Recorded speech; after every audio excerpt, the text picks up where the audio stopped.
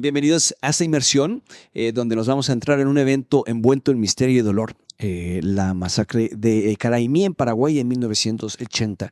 Tenemos recortes de periódicos, relatos de primera mano, documentos policiales desclasificados. Es un enigma de narrativas conflictivas y preguntas sin respuesta. Y muchos se preguntarán por qué este evento en particular, qué lo hace tan compelling. Bueno, es una historia de lucha, resistencia y la persistencia de la memoria frente a la desaparición.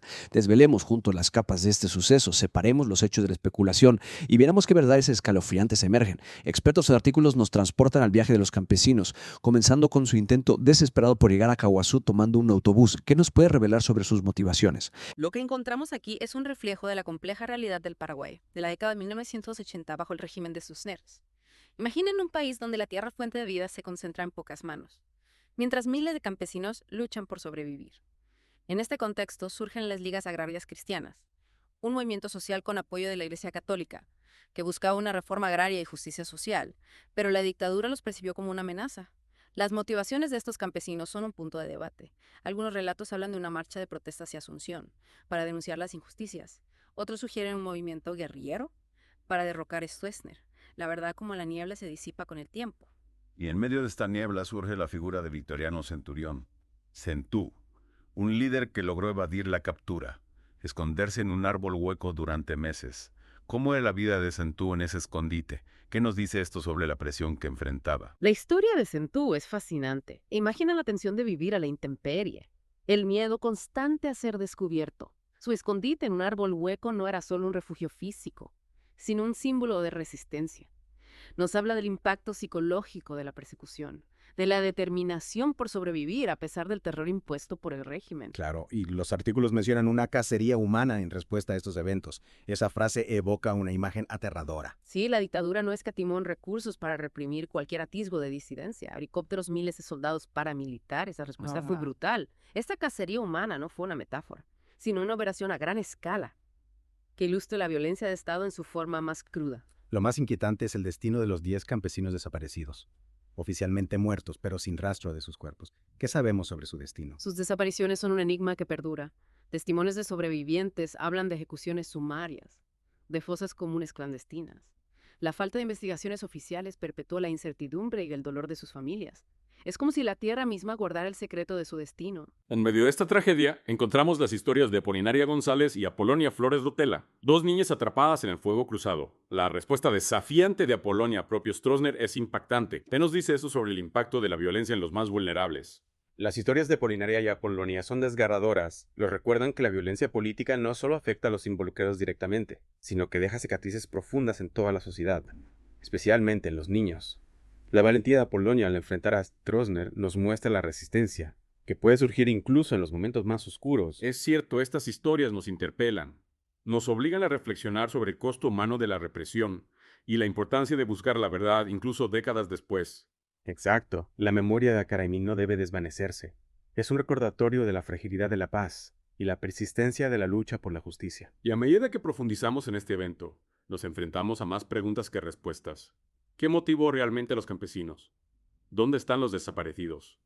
¿Cómo podemos honrar su memoria y luchar contra el olvido? Son preguntas que debemos seguir explorando, porque la verdad, como los ecos del pasado, puede ser oculta, pero nunca desaparece por completo.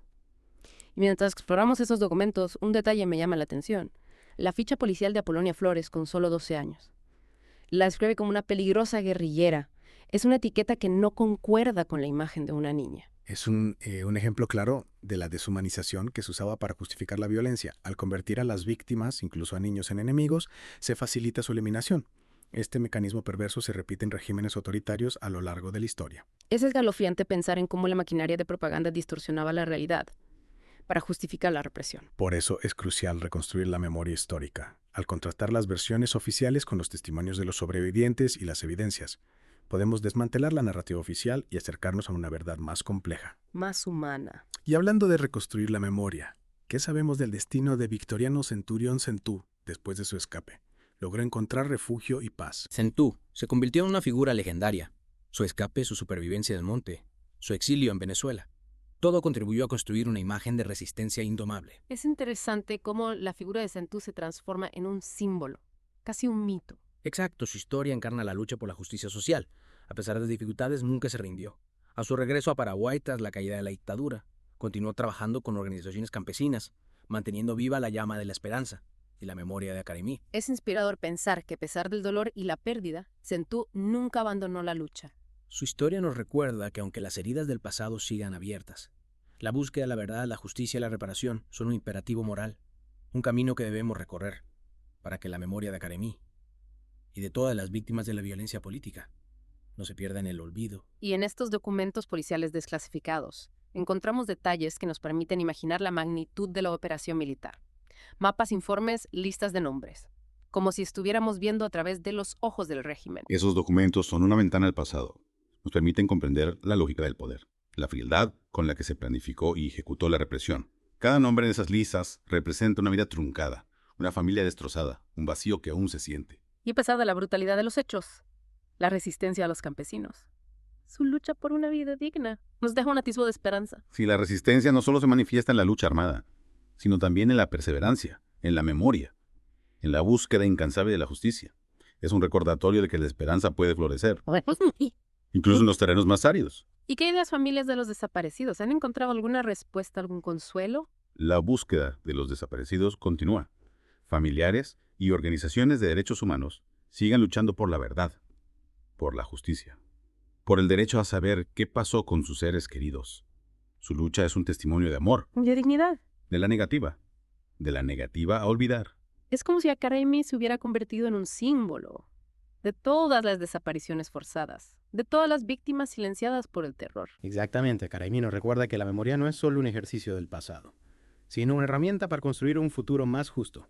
Al recordar a las víctimas, al exigir justicia, al no permitir que el olvido se apodere de la verdad, estamos construyendo un dique contra la repetición de estos hechos. Y a medida que nos acercamos al final de esta inmersión, me pregunto, ¿qué podemos aprender de Acaremí más allá de los hechos históricos? Acaremí nos confronta con la realidad de la violencia política, con sus consecuencias devastadoras y su impacto a largo plazo. Nos obliga a reflexionar sobre la importancia de la memoria, la verdad y la justicia como pilares para construir una sociedad más justa y democrática.